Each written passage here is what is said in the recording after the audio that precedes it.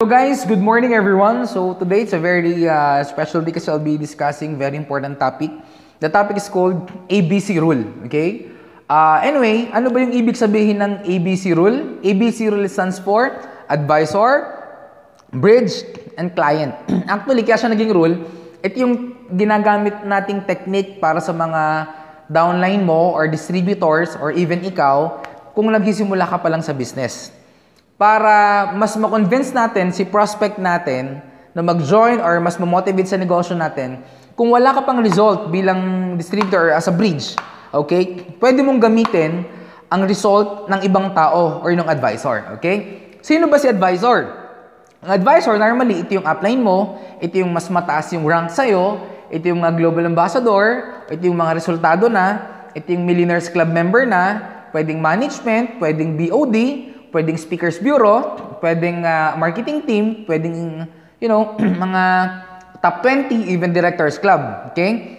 Yung si advisor, si bridge, ikaw to, since nagsimula ka pa lang, ang trabaho mo lang, i-bridge si advisor kay client. Sino si client?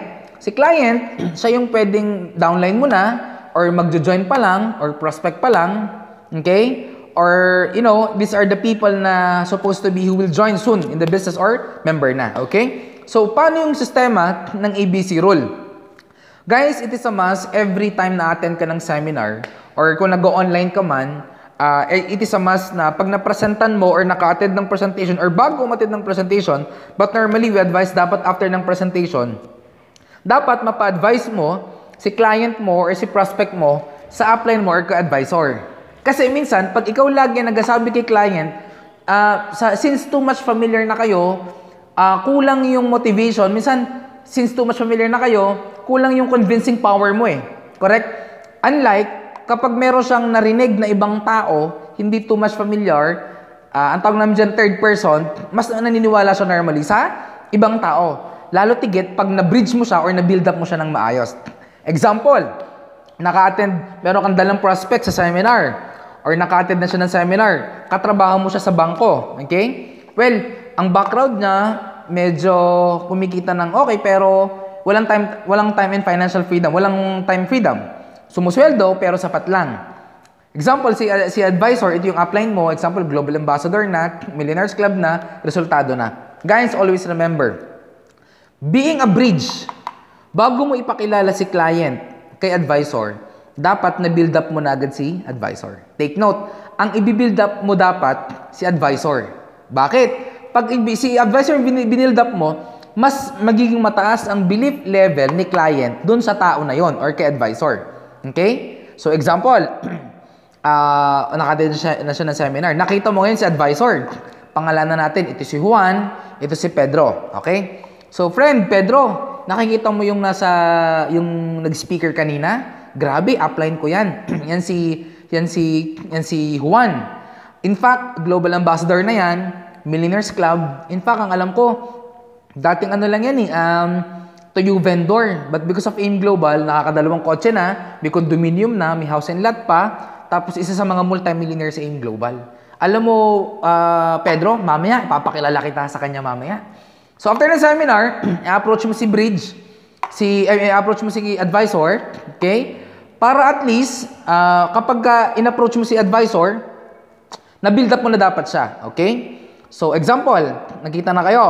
Kayong tatlo, magkakaharap na kayo, no? So, take note guys, pag tinawag mo sa advisor, you have to be polite. Kailangan medyo magalang ka naman.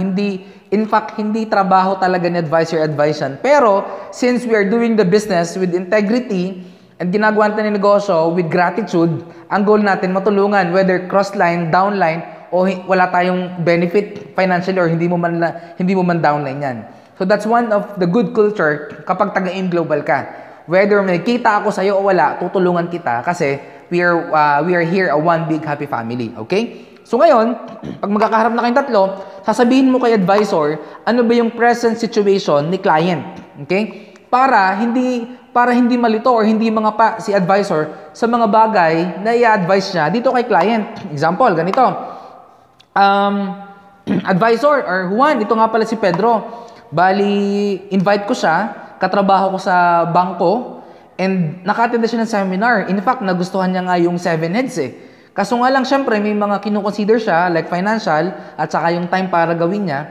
In fact, upline or advisor, upline Juan, na build up na kita kay Pedro. Upline or Juan, pa-advise naman po. Okay? So ngayon, si advisor, siya na ngayon ang bahala kay client. Magbibigay siya ng mga advice, ng mga tips, para itong si Juan, or si client, si Pedro, mas ma-motivate sa negosyo natin. Okay? So paano naman pag online? Especially sa ginagawa namin. Guys, take note, pag may na-OPP ka online, okay, nasenda ng video, ng OPP, ng product marketing o 7 heads, guys, take note, kahit ano pang response niyan, positive man or negative. Okay, take note, positive man or negative, ang gagawin mo, ipapa-advise mo siya, okay, online prospect mo, papa-advise mo siya pa rin kay advisor. Bakit? Kasi minsan, kaya siya negative, meron siyang mga doubts, meron siyang mga tanong na gustong masagot. Dahil marami siyang skepticism, marami siyang doubt, hindi niya masagot, kaya hindi siya makapag-decide na mag-join. Ngayon, same process. I-build up mo muna si advisor, pwedeng online, tawagan mo. Guys, take note. Kailangan, kapag mag-ABC rule ka online, mas maganda matawagan mo. Para at least, masabi niya agad sa'yo, ano ba yung present situation niya, bakit na hindi magawa ang business, or bakit ano yung nakikita niyang reason para hindi makapag-start. Okay? Ngayon, i-build up mo si advisor pa din. Kapag na-build up mo na, natawagan mo na, that's the time na sabihin mo kay advisor, apply Juan. Bali, ito nga pala yung prospect ko si Pedro. Taga ano siya, taga Hong Kong. Gusto na mag-join, kaso nga lang may mga reason, meron siyang mga kinoconsider. Apply Juan, pa-advise naman. So si upline, si advisor, tatawagan niya si Pedro. Pwedeng Skype, pwedeng Facebook, or sa Messenger para siya ngayon mag-advise. Okay? So guys, alam nyo po, it is a must at least na kapag napresentan mo si client, si Juan, or si Pedro, I'm sorry, at least hanap ka ng 3 tao na mag-a-advise sa kanya. Well, ang tip sa pag-ABC rule, mas maganda kung ima-match mo. Pag sinabing ima-match, hanap ka nung upline mo na almost the same story with this person, with your client. Example, yung dala mo ay jeepney driver. Ay hanap ka ng possible na jeepney driver, tricycle driver that could easily sympathize kung ano ba yung sitwasyon ni client.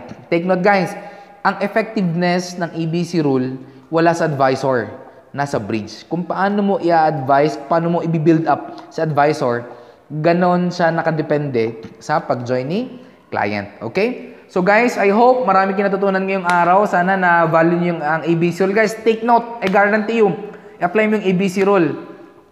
Few months from now, 1 year from now, kung dati nagbi-bridge ka, after several months, ikaw na mag-a-advise kasi resultado ka na din sa AIM Global. So guys, thank you so much guys. For more videos, don't forget to like my Facebook fan page, Jobs Ramirez, like and share. And don't forget to subscribe on my YouTube channel. Just type Shara Cuenca, then subscribe. So guys, God bless, more power. AIM World!